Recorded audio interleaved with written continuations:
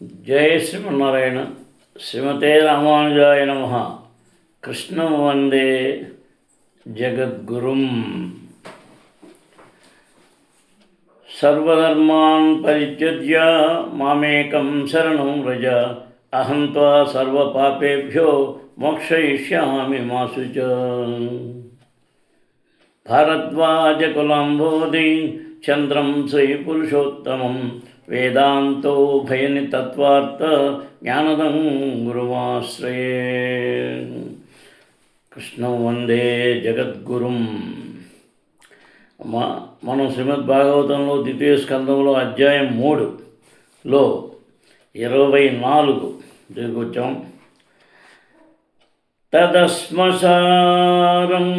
హృదయం బతేదం యత్కృష్యమానైర్హరినామధేయైః న విక్రయేతాధ యథా వికారో నేత్రే జలం గాత్రరుహేషు హర్షః.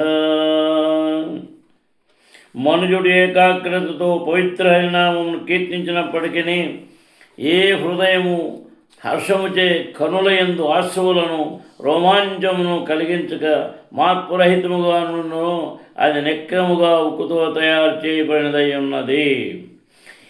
ఈ ద్వితీయ స్కందములోని మొదటి 3 అధ్యాయములందు క్రమయుక్తము భక్తియోగ పురోగతిని తెలుపబడినది మనం గుర్తించవలను. మొదటి అధ్యాయమునందు భగవద్వామనకు శ్రవణ కీర్తనమనేది భక్తియోగమునందరి తొలి సోపానము నొక్కి చెప్పబడినది. మరియు ఆరంభకులకు విరాట్ రూపమునందు భగవానుని స్థూలధారణము ఉపదేశించబడినది.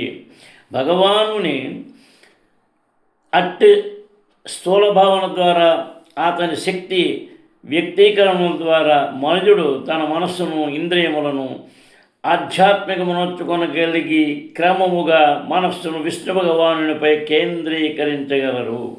అట్టి విష్ణువు ప్రతి వారి హృదయము నందును భౌతిక విశ్వములోని కణకణమునందును విరాజమానుడై ఉన్నాడు. పంచోపాసన విధానము సైతము సామాన్యునకు పంచవిధములకు మనోవృత్తులను ఉపదేశించుచు ఈ ప్రయోజనార్థమే ఆరంభించబడినది. క్రమ వికాసము మరియు అగ్ని, విద్యుచ్ఛక్తి, సూర్యుడు, జీవకూటమి, శివుడు, అంత్యమున విష్ణు భగవానుని పాక్షిక ప్రాతినిధ్యము నిరాకార పరమాత్ముని వంటి ఉన్నతుని అర్పించుటయే పంచోపాసనము. 2వ అధ్యాయమున ఇవి అన్నీ చక్కగా వివరించబడినవి.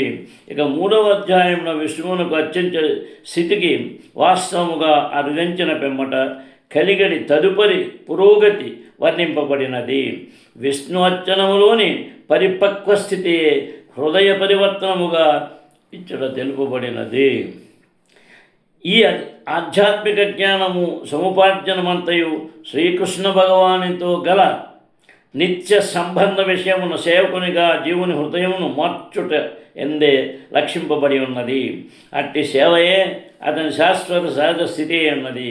కనుకనే భక్తియుత సేవ పురోగమించినప్పుడు హృదయ పరివర్తనమున్నది ప్రపంచముపై ఆధిపత్యం వహించవలనది మిథ్యాభావనలో గల భోగాభావన నుండి క్రమముగా విడుట ద్వారాను కృష్ణునికి ప్రేమయుక్త సేవను గోర్చవలనని భావన ఉద్యోగుడి ద్వారాను ప్రదర్శనీయము కాగలదు.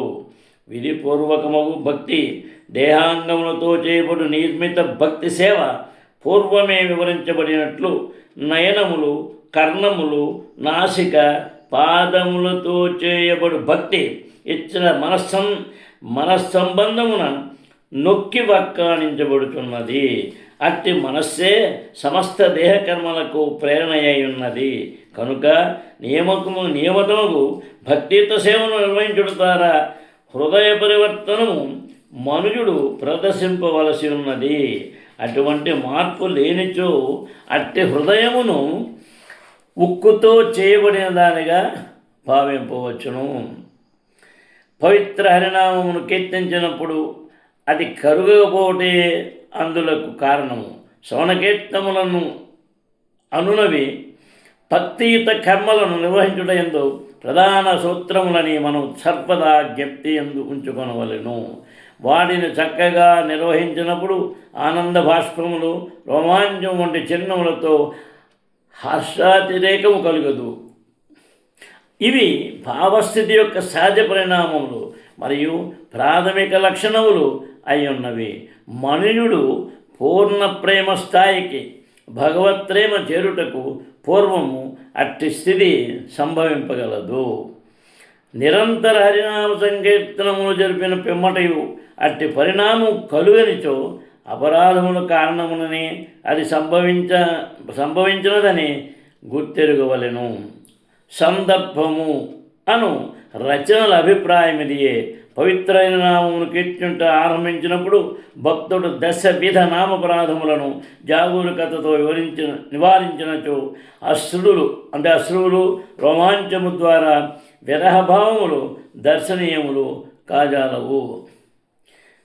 నిష్క్రియత్వము, స్వేదనము, రోమాంచము, గద్గద స్వరము, కంపనము, దేహ వైవర్ణ్యము, చివరగా సమాధి అష్టవిధ దివ్య లక్షణముల ద్వారా భావస్థితి ప్రదర్శితమగును. భక్తి రసామృతం అనే శ్రీల రూపగోపస్వామి వారి భక్తి రసామృత సింధువు అను గ్రంథములోని సారాంశవర్ణము అటువంటి లక్షణములను వివరించినది. అంతేగాక శిరగమన రూపములందు ఇతర దివ్యగుణములను సైతముగా విశదముగా వర్ణించినది. శ్రీల విశ్వనాథ చక్రవర్తి ఠాకూరులు ఈ భావ ప్రదర్శనలన్నింటినీ కూలంకషముగా చర్చించి ఉండది. కొందరు అధర్మవర్తను తుచ్చముగా ఆదరణ కొరకు అట్టి భావనలను అనుకరించిన విషయమును వారట్లు గావించి ఉండది. వారే కాక ఒక గోస్వామి సైతము వారిని అతి సూక్ష్మముగా పరిశీలించుండది. పైన తెలుపున భావలక్షణము లౌకికులచే ప్రాకృత సహజీయులు కొన్ని మార్లు అనుకరింపబడినను అట్టి మిథ్యాభక్తుల పలు నిషిద్ధ కర్మలకు అలవాటు పడి ఉండిరని గుర్తించినంతనే వారి మిథ్యాభావములు బయటపడగలవు.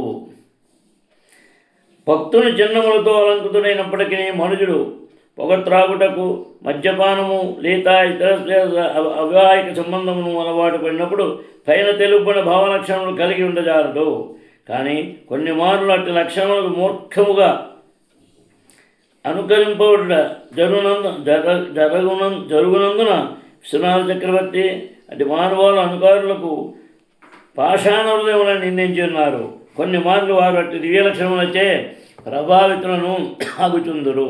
అయినప్పటికీ నిశ్చిత అలవాట్లను వారు మానుకొనుచో ఆధ్యాత్మిక అనుభూతి అక్కరకు రాని వారుగా అగుదురు. అది ఉపయోగం ఉండదన్నమాట. శ్రీ చైతన్య మహాప్రభు కొవ్వూరుకు చెందిన శ్రీల రామానందరాయని గోదావరి తటమున కలిసినప్పుడు అటువంటి భావననే పొంది ఉండేది. కానీ రామానందరాయని సేవలకు కొందరు భక్తులు కానీ బ్రాహ్మణులు అతడు నుండిచే ఆయన ఆ భావములను వికరించుకున్నది. అనగా కొన్ని పరిస్థితుల కారణమున ఉన్నత శ్రేణి భక్తుని యందు సైతము అవి దర్శనీయములు కావు. కనుక స్థిరమైన నిజభావము భౌతిక కోరికల నుండి విరాగ రూపమున క్షాంతి ప్రతిక్షణము శ్రీకృష్ణుని దివ్యము ప్రేమయుత సేవయందు వినియోగించడయందు అవ్యక్తకాలత్వం భగవన్ మహిమలను నిరంతరము కీర్తించుటయందు అనురక్తి నామగానే సదా రుచి క్షేత్రమున నివసించుటయందు ఆకర్షణము ప్రీతిస్తత్వసతి స్థలే భౌతికానందం నుండి పూర్ణ విరక్తి గర్వరాహిత్యము మానశూన్యత అను వాని విషయమున నిశ్చయముగా ప్రదర్శితము కాగలదు. ఈ దివ్యగుణములన్నింటినీ పెంపొందించుకుని వాడు పాషాణ హృదయ అనుకారకునికి లేదా లౌకిక భక్తికి భిన్నముగా భావస్థితిని నిజముగా కలిగిన వాడై ఉండును. ఈ విధానం అంతటినీ ఈ క్రింది విధముగా సంగ్రహపరచవచ్చును. పవిత్రైన నామము అపరాధరహితముగా కీర్తించుచు సర్వుల ఎడ మైత్రీభావమును కలిగి ఉన్న భక్తుడే వాస్తవముగా భగవానుని దివ్య మహిమాను వర్ణనను ఆస్వాదించగలడు. అట్టి అనుభూతి యొక్క ప్రభావము పైన తెలుపబడినటువంటి భౌతిక కోరికలాది భౌతిక అంటే భౌతికమైన కోరికల ఆది విషయముల నుండి విడుదలగా ప్రతిబింబము కాగలదు. ప్రారంభ దశలో ఉన్నవారు భక్తి యోగమునందరి కింద స్థాయిలో ఉన్నందున నిక్కముగా అసూయాగ్రస్తులయ్యందరూ. ఆచార్యులను సైతము పాటించకుండా తమదైన భక్తి యోగపు విధి విధానమును సృష్టించుకున్నంతగా వారు అసూయను కలిగిందరు. కనుక నిరంతరము పవిత్ర హరినామమును కీర్తించడం అనే ప్రదర్శనము కావించినప్పటికీ దాని దివ్య మధురమును మాత్రము వారు ఆస్వాదింపలేరు. తత్కారణమునే వారి అశ్రుధారలు, కంపనము, స్వేదనము లేదా చేతనము వంటి ప్రదర్శనలు నిందనీయమై ఉన్నవి. అయినప్పటికీ శుద్ధ భక్తుల సాంగత్యముల వారు తమ చెడ్డ అలవాట్లను సర్దిద్దుకొనగలరు. లేనిచో వారు పాషాణ హృదయములుగానే కొనసాగను. ఎటువంటి వైద్యమునకు అయోగ్యులగుదురు. అనగా భగవద్ధామమునకు తిరిగి చేరిన మార్గమున పురోగమనపైనము అనున్నది అనుభవజ్ఞులకు భక్తుని నిర్దేశమున వరుసగా బడెడి శాస్త్రోపదేశములపైననే ఆధారపడి ఉండును. తర్వాత అధాభిధేయంగా మనోనుకూలం ప్రభాషసే భాగవత ప్రధాన యదా వయాసకిరాత్మ విద్యా విశారదో నృపతిం సాధు పృష్ట. ఓ సుధగోస్వామి, మీ వచనములు మాకు మనోహరముగానున్నవి కనుక ఆత్మజ్ఞాన విశారదును పరీక్షణ్ మహారాజుచే ప్రశ్నింపబడి అతనికి బోధ కావించిన వాడును మాకు పరమ భాగవతుడైన సుఖదేవ గోస్వామిచే పలుకుబడిన దానిని మాకు దయతో వివరింపుడు. సుఖదేవ గోస్వామి వంటి పూర్వపు ఆచార్యునిచే వివరింపబడి తదుపరి సూర్యగోస్వామి వంటి వానిచే అనుసరింపబడిన జ్ఞానము సదాశక్తివంతముకు దివ్య జ్ఞానమై ఉన్నది. తత్కారణమున అది నమ్రత కలిగిన శిష్యులకు సులభగ్రాహ్యమును లాభదాయకమును అయి ఉన్నది. శ్రీమద్భాగవతమునందరి విశుద్ధ భక్తియుత సేవ హృదయ పరివర్తనము అను ద్వితీయ స్కందములోని 3వ అధ్యాయమునకు భక్తి వేదాంత భాష్యము సమాప్తము. మనకి 3వ అధ్యాయం అయింది. 4వ అధ్యాయం. ఈ 4వ అధ్యాయంలో ఏం చెప్తున్నారు? సృష్టి క్రమము, దాని గురించి వివరణ. సరే అమ్మా. కృష్ణం వందే జగద్గురుం. సూత ఉవాచ వయాసకే నీతి వచస్తత్వ నిశ్చయమాత్మనః ఉపధాన్యమతిం కృష్ణే ఔత్తరేయః సతీం యధాత్. స్వామి ఏం పలికారు చదువుకోస్వామి? దేవస్వామి నుండి ఆత్మతత్వ నిశ్చయమునకు సంబంధించిన వచనములు ఆలకించిన వెంబట ఉత్తరాతనయుడకు పరీక్షణ్ మహారాజు తన ఏకాగ్రతను శ్రద్ధతో శ్రీకృష్ణుని పైననే నిలిపెను. సతీం అను పదము మిగుల భాగగర్భితమై ఉన్నది, అస్తిత్వము కలిగి ఉన్నది మరియు పరిశుద్ధమైనది అనుడయే దాని భావము. పరీక్షణ్ మహారాజు విషయమున ఈ 2 భావములు చక్కగా సరిపోవనవై ఉన్నవి. ప్రతి ఒక్కరి ధ్యానము సంపూర్ణముగాను అనన్యముగాను భగవద్గీత 1:5 ఎందు ఉపదేశించిన రీతిగా శ్రీకృష్ణ భగవానుని చరణకములో చెంతకు చేర్చుడు కొరకే సమస్త వేదవాత్మయము ఉద్దేశింపబడి ఉన్నది. ఆ దృష్టవశాత్తు పరీక్షణ్ మహారాజు తన తల్లి గర్భమున జీవితారంభము నుండియే శ్రీకృష్ణుని ఎడ ఆకర్షితుడై ఉండెను. తల్లి గర్భమున అతడు అశ్వత్థామచే ప్రయోగింపబడిన బ్రహ్మాస్త్రముచే అనుభవం అనుకోండి. బ్రహ్మాస్త్రం అంటే తిరుగులేదు. కొట్టబడిన అప్పటికి శ్రీకృష్ణుని కరుణ కారణమున ఆ అగ్నిమయ ఆయుధముచే దహింపబడకుండా రక్షింపబడాను. ఆనాటి నుండి అతడు నిరంతరము తన మనస్సును శ్రీకృష్ణ భగవానునిపైనే నిలిపెను. అదియే అతనిని భక్తి యోగమునందు పూర్ణముగా పరిశుద్ధిని కావించినది. ఈ విధముగా అతడు సహజ రీతినే శుద్ధాంతరంగుడు భక్తుడై ఉండెను. కోరికలను పూర్ణముగా కలిగి ఉన్నను లేదా కోరికలు లేకున్నను మనుషులు శ్రీకృష్ణ భగవానుని తప్ప అన్యులను అత్యంచరాదని శీల సుఖదేవ గోస్వామి నుండి శ్రవణం చేసిన పిమ్మట శ్రీకృష్ణుడేద అతని సహజానురాగము దృఢతరమయ్యను. ఈ విషయములను మనం ఇదివరకే చర్చించి ఉన్నాము. శ్రీకృష్ణ భగవాను శుద్ధ బౌద్ధులకు 2 విషయములు అత్యంత ఆవశ్యకములై ఉన్నవి. అవి ఏ భక్తుని మంచమును జన్మించిన అవకాశమును పొందుట మరియు ప్రామాణికుడు గురువు ఆశీస్సులను కలిగి ఉండుట అనున్నవి.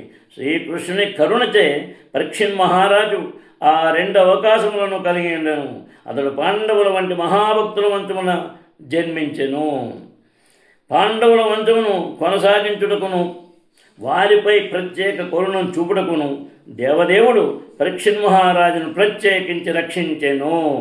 ఆ దేవదేవుని ప్రణాళిక ప్రకారమే తదనంతరము పరీక్షిత్తు బ్రాహ్మణ బాలునిచే శపింపబడి సుఖదేవ గోస్వామి వంటి ఆధ్యాత్మిక గురువు సాంగత్యమును పొందగలిగాను. భాగుడైన వాడు గురువు మరియు శ్రీకృష్ణుని కరుణచే భక్తి మార్గమును పొందగలిగినని చైతన్య చరితామృతమునందు తెలుపబడినది. పరీక్షిత్ మహారాజు విషయమున ఇది చక్కగా సరిపోగలదు. భక్తుల ఇంట జన్మించడం ద్వారా అప్రయత్నముగానే అతడు శ్రీకృష్ణుని గురించి తెలుసుకొనగలిగాను.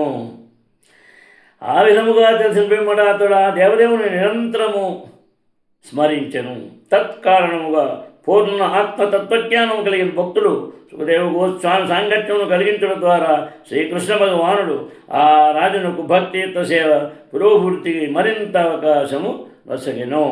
ఆ విధముగా ప్రామాణికుడు గురువు నుండి శ్రవణము చేయడం ద్వారా అతడు తన పరిశుద్ధముగా మనస్సును మరింతగా సహజ రీతిలో శ్రీకృష్ణ భగవానునిపై పూర్ణముగా ఏకాగ్రము కావింపగలిగను. తర్వాత ఆత్మజాయ సుతాగార పశుద్రవిణబంధుషు రాజ్యే చావికలే నిత్యము విరూఢాం మమతాం జహో. శ్రీకృష్ణ భగవానుడి గల హృదయపూర్వకమైన ఆకర్షణ కొలముగా పరీక్షిత్ మహారాజు దేహము, భార్య, సంతానము, రాజ్యప్రాసాదము, గజాశ్వముల వంటి పశువులు, ధనాగారము, బంధుమిత్రులు, నిష్కంఠమగు రాజ్యము మున్నగు వాని ఎడలగల దృఢమగు మమత్వమును త్యజింపగలిగాను. ముక్తిని పడేటనగా దేహవర్ణలు మరియు అంటే భార్య, సంతానము, ఇతర వ్యాపకములు వంటి దేహ సంబంధిత విషయముల ఎడ గల భ్రాంతిమయ ఆసక్తి నుండి దేహాత్మ బుద్ధి విడివడుటని భావము. దేవసత్యం కొరకై మనుజుడు భార్యను గ్రహించును. దాని ఫలితమే సంతానము. భార్య మరియు సంతానము కొరకు అతడు వాసస్థానము కోరును. వసించుటకు ఇల్లు కూడా అవసరమే కదా. అశ్వములు, గజములు, జునకములు వంటి గృహ పశువులు గృహ సంపత్తిగా వాటిని గృహస్థులు పోషించవలసి ఉండును.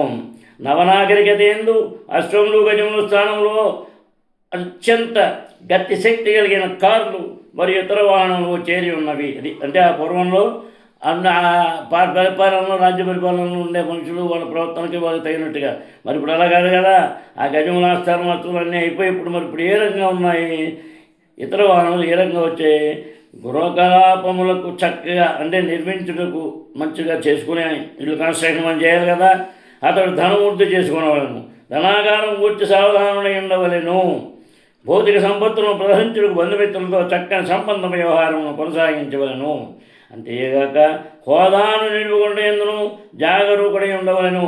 ఇదే భౌతిక శక్తిని కూడిన భౌతిక నాగరికత అనబడును.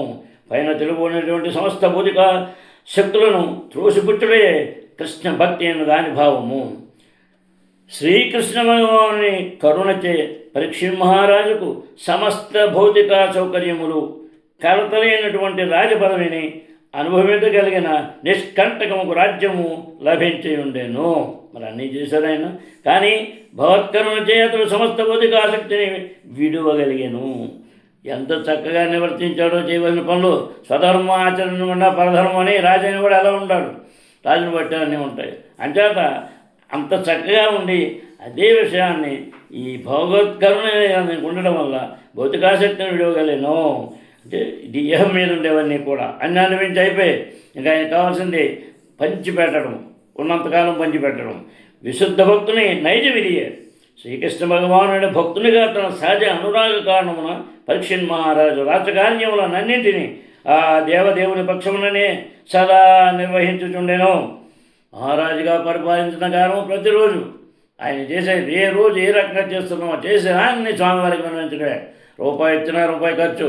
ఏ రకంగా రాజ్యంలో ఇట్లా ఎలా ఉండాలి, ప్రపంచం దేశమంతా కూడా సుఖశాంతులతో ఆయుర ఆరోగ్యేశ్వరాలతో ఏ రకమైన లోటు లేకుండా ఎక్కడా దొంగ భయం కానీ ఇంకో రకంగా ఏ రకంగా లేకుండా రాజ్య పరిపాలన చేశారు. ఏ రకంగా చేశారు ప్రతిరోజు ఆయన్నే. ఆ కృష్ణ పరమాత్మయే కూడా ఉండి అన్నిటికీ అన్ని కార్యములు అంటే రాజకార్యములన్నింటినీ ఆ దేవదేవుని పక్షంని సదా నిర్వహించుచుండెను. అంతేకాక బాధ్యతాయుతులకు ప్రపంచాధినేతగా అతని కలి ప్రభావం తన రాజ్యమును ప్రవేశించకుండానట్లుగా గాంచెను. భక్తుడెన్నడును గృహ సంపత్తిని తన సొంతమైన దానిగా భావింపక భగవత్ సేవ ఎందే సమస్తము అర్పణము కావించును. ఆ విధముగా భక్తుని రక్షణలోనున్న జీవులందరూ భక్తుడు యజమాని కార్యనిర్వహణ దక్షతచే భగవదనుభూతిని బడయుటకు అవకాశము పొందుదురు.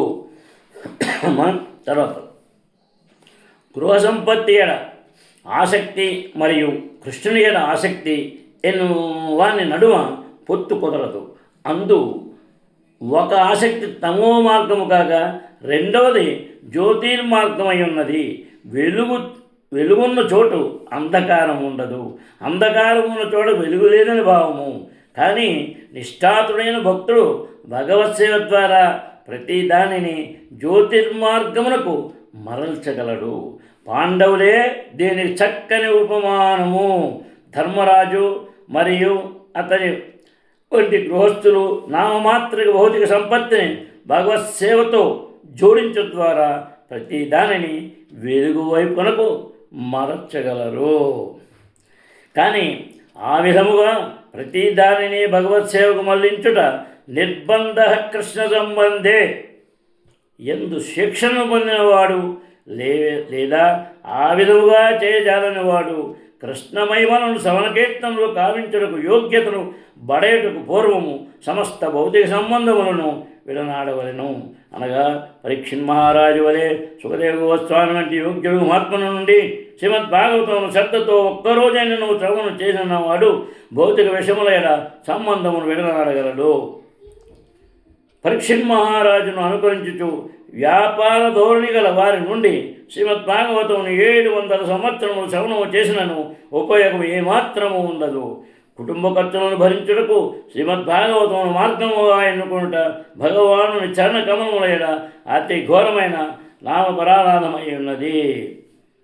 సర్వశుభక్రియ సామ్యమపి ప్రమాద. తర్వాత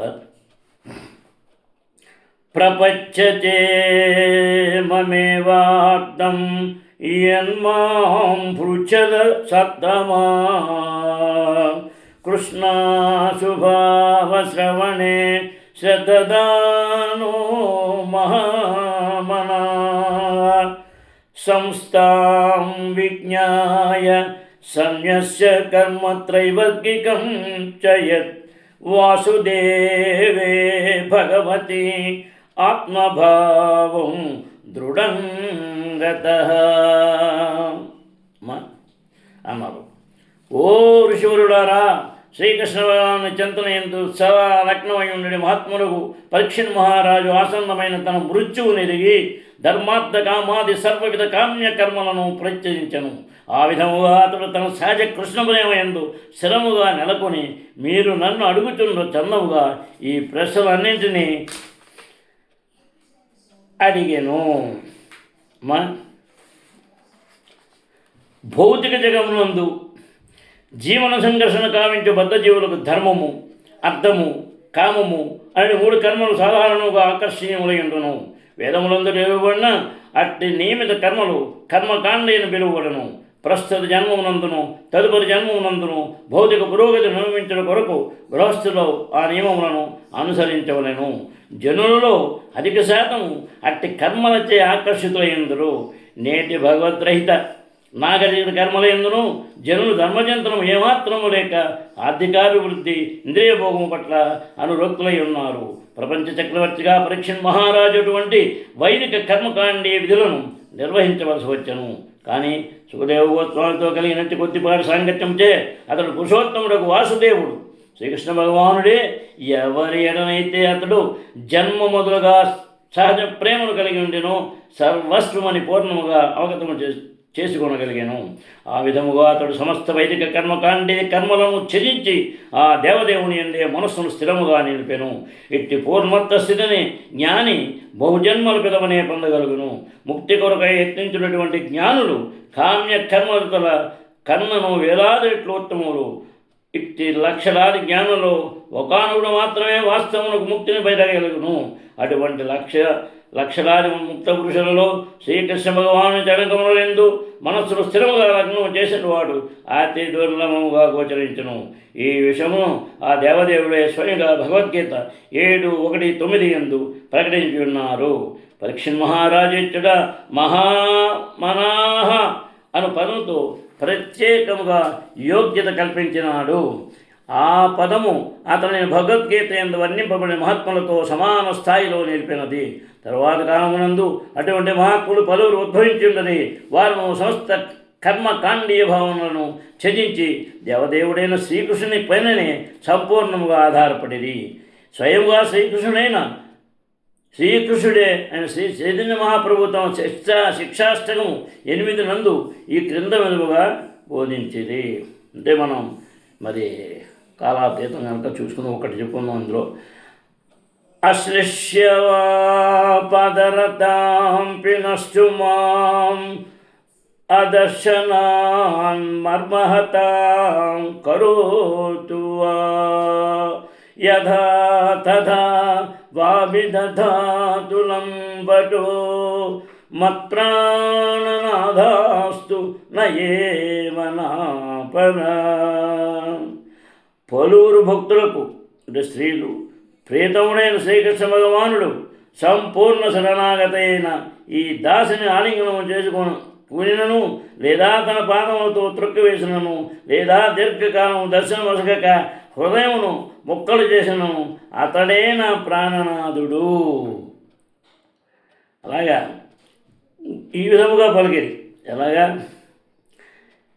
విరచయమై దండం దీనబంధో దయామినా గతిరిహన భవక్తః కాచిదన్యా మమాస్తి నిపతతు శతకోటి నిర్భరో